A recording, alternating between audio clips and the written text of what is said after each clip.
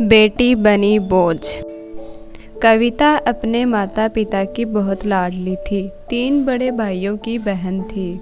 कोई भी चीज़ मांगने पर उसी वक्त सामने हाजिर हो जाती। पूरे घर में रौब था उसका, पूरे परिवार और नौकरों पर। राजकुमारी की तरह हुक्म चलाती थी कविता। स्कूल में भी पूरा रौब था उसका। बड़े घर की लाडली जो थी वह। ऐसे ही उसने कॉलेज में दाखिला लिया। उसके ठाट बाट, बड़ी गाड़ी में आना जाना, हर दिन नया फैशन देखकर हर कोई उससे दोस्ती करना चाहता था। थोड़े ही दिनों में उसके बहुत से दोस्त बन गए। पूरी कॉलेज में उसकी अपनी ही एक पहचान थी। इन दिनों उसके घर एक रिश्ता आया। खानदानी लोग थे और पापा की पुरानी जान पहचान थी उनके साथ। कविता के साथ कोई ज़बरदस्ती नहीं थी, पर कविता ने फिर भी हाँ कर दी, क्योंकि वह अपने परिवार से बहुत प्यार करती थी। वह जानती थी कि वह लोग उसका अच्छा ही सोचेंगे। लड़के का नाम राज था। राज काफ़ी पढ़ा लिखा और समझदार लड़का था। ससुराल वाले भी बहुत अच्छे थे। ससुराल में कविता की जगह वैसे ही थी जैसे कि मायके में। कोई भी कार्य कविता की सलाह के बिना नहीं होता था। सबकी लाडली बहू बन गई थी वह। फिर उसके घर एक बेटे का जन्म हुआ। राहुल कविता को जान से प्यारा था। पोता पाकर ससुराल वाले तो फूले नहीं समाते थे। कविता कभी कभी सोचती थी कि उसकी किस्मत कितनी अच्छी है। उसका हर अपना उसे कितना प्यार करता है। चाहे जीवन में कैसा भी समय आए, मेरे अपने हमेशा मेरे साथ है। मैं कभी अकेली नहीं हो सकती। कितनी खुशकिस्मत हूँ मैं। पर शायद कविता की खुशियों को उसकी अपनी ही नज़र लग गई। एक दिन वह मायके जाने की जिद कर बैठी। राज को बहुत काम था, लेकिन वह फिर भी उसे ले गया। रास्ते में उनकी गाड़ी अन्य गाड़ी से टकरा गई। कविता, राज और बुरी तरीके से जख्मी हो गए। काफ़ी दिनों के इलाज के बाद राज और राहुल तो ठीक हो गए, लेकिन कविता पूरी तरीके से ठीक न हो सकी।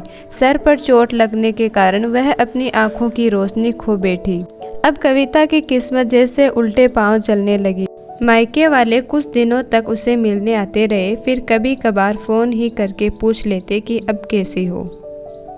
धीरे धीरे ये सिलसिला भी कम हो गया। ससुराल वालों की सहानुभूति भी कम होने लगी।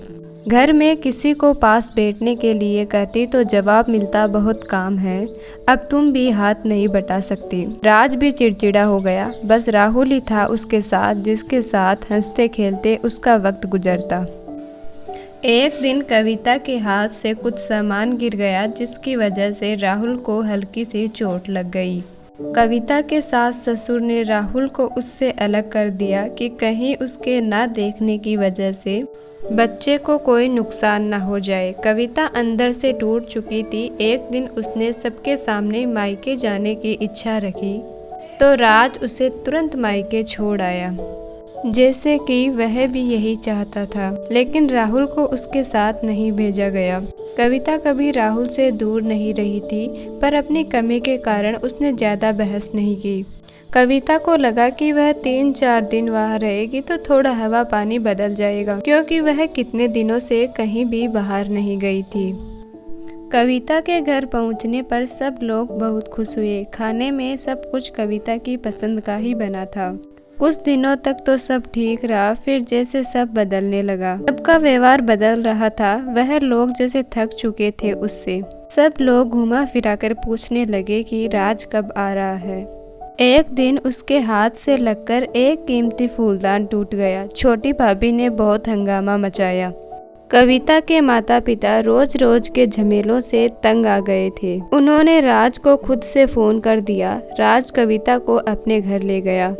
कविता को अपने परिवार वालों से ये उम्मीद ना थी। जिस कविता के कहे बिना घर में एक पत्ता भी नहीं हिलता था, उस घर के लिए वह अब बोझ बन चुकी थी। राज के साथ ससुराल आते वक्त वह बहुत खुश थी, क्योंकि वह अपने घर जा रही थी, अपने जिगर के टुकड़े राहुल के पास। परंतु यह खुशी भी कुछ पल की ही थी। सारा बंदोबस्त पहले ही किया हुआ था। कविता को सीधे ऊपर वाले कमरे में पहुंचा दिया गया। राहुल से दूर रहने की सख्त चेतावनी दी गई। एक काम वाली लता को उसकी जिम्मेदारियां सौंपी गई, जो उसके खाने पहनने जैसी ज़रूरतों का ध्यान रखती। कविता ज़्यादातर चुप ही रहती, कभी कभी काम वाली लता से थोड़ा बतिया लेती। उसके जरिए राहुल का पता चल जाता। सबकी लाडली बेटी और बहू सबके लिए लाडली से बोझ बन चुकी थी। ये कहानी आपको कैसी लगी? अगर अच्छी लगी तो वीडियो को लाइक, चैनल को सब्सक्राइब और कमेंट सेक्शन में अपनी राय देना ना भूलें। Thank you.